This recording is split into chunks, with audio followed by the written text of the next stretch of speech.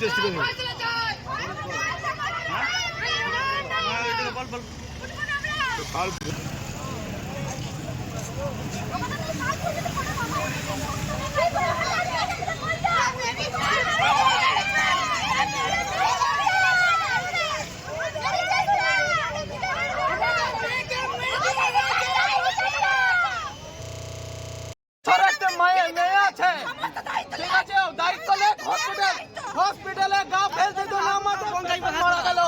কি হয়েছিল পেশেন্টের কি হয়েছিল?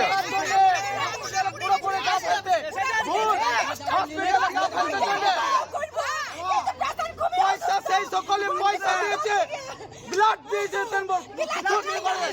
ব্লাড নাই হয়েছে আজকে হসপিটালে ভাইয়ের বউ আগুনে পড়ে গেছিল, বর্ধমান নিয়ে গেছিলাম। বর্ধমানে বললো যে সুস্থ হয়ে গেছে, ড্রেসিং করা লাগবে, অনলি ফর ড্রেসিং করলে যে পেশেন্টটা ঠিক হবে। তো আমরা বললাম যে ড্রেসিং ঘরে করতে পারবো না, তাহলে আমাদের একটা ডাক্তার আছে ভীমগড়ে, টিটু ডাক্তার বলে, ও বললো সেবা নার্সিংহোমে ভর্তি করে তো ড্রেসিংটা ভালো করে ওইখানে হবে। তাই আমরা সুস্থ পেশেন্ট নিয়ে ভর্তি করলাম। এসে দেখছি 2-3 শনিবারে ভর্তি করলাম। আস্তে আস্তে পেশেন্টের গাফেলতি ম্যানেজমেন্টের গাফেলতি ভুল ট্রিটমেন্টের জন্য আমাদের পেশেন্ট আজকে মারা গেছে। কি চাইছেন এখন আপনারা? আমরা চাইছি যে বাচ্চা 1.5 বছরের মেয়ে আছে একটা, ও যে ভুল ট্রিটমেন্টের জন্য আমাদের যে বৌমাটা ভাইয়ের বউ মারা গেল, তার খরণ বাচ্চাটাকে কি ব্যবস্থা নেবে? তার নাম কি, যিনি মারা গেছেন তার নাম? সম্পারুই দাস। বয়স মোটামুটি আনুমানিক? বয়স 18+। তো এখন কথা হয়েছে হসপিটাল কর্তৃপক্ষ? হসপিটাল ম্যানেজমেন্ট মানতে চাইছে না, ওরা মানতে চাইছে না, এখন কি বলছে সেটাই এখন ফাইসালা হচ্ছে। আপনার নাম পরিচয়? আমার নাম অজয় রুই দাস।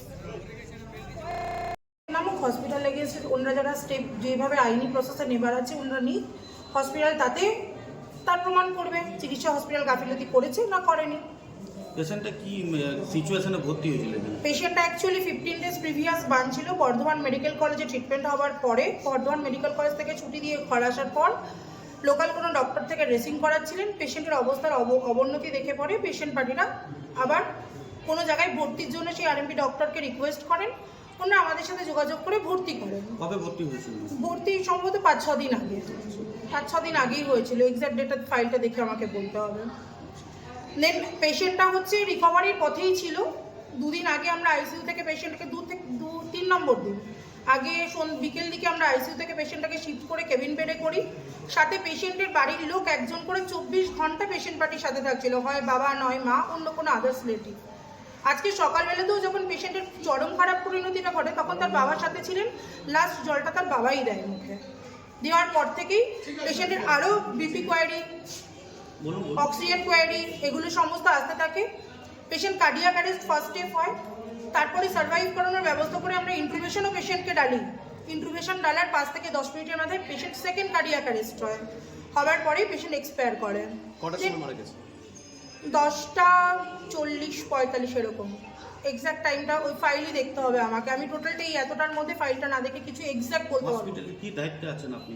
আমি অ্যাডমিনিস্ট্রেটিভ হেড, কি নাম আপনার? মৌমিতা অধিকারী।